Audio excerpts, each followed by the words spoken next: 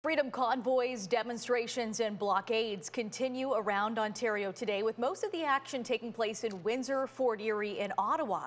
We are on scene in Fort Erie, but we begin tonight with the latest from Windsor, where police moved in on protesters this morning. Sean Cowan has been following the developments and joins us live now. Sean. Well, Nicole, it's being described as a slow-moving parade. Police in Windsor would get closer and closer to the protesters, eventually moving them away from the border. It was just before 9 a.m. in Windsor when local police, along with officers from London, the OPP and the RCMP, moved in on protesters that were blocking access to the Ambassador Bridge on the Canadian side. Love, harmony, and to be able to work in pursuit of happiness and individual property. Not only did Premier Ford call a state of emergency yesterday, but a judge granted an injunction preventing protesters from blocking the bridge. But overnight, they remained on scene. Government just to give us back what we already had in 2019. My kids don't deserve this. They don't deserve to see this. They don't deserve this for their future. They deserve freedom.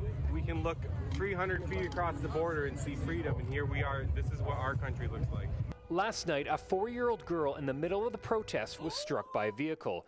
She had only minor injuries, and the driver was arrested for leaving the scene.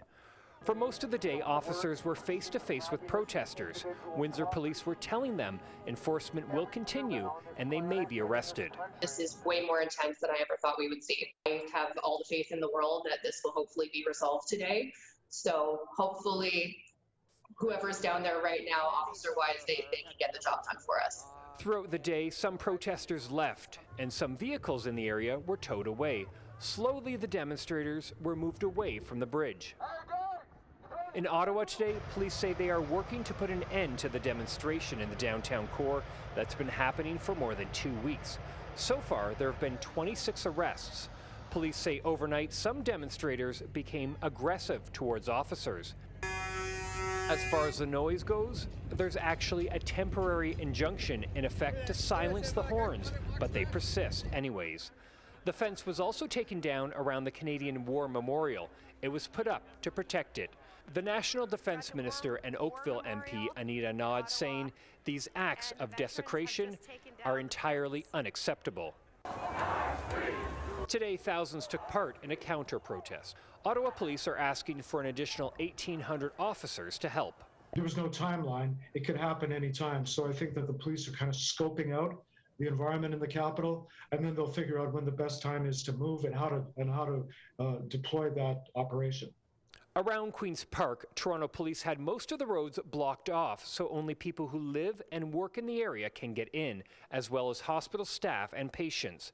The DVP and Gardiner going into the city were also closed for a period of time to stop convoys from getting in. There was a planned protest, and it's very similar to the protest that we see every week here.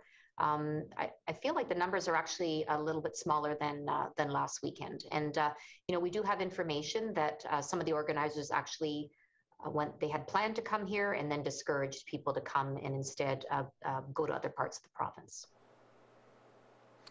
Back to Windsor now. Police are saying they're really not sure if this will end today. It's really a waiting game at this point. So far, no arrests have been made in Windsor.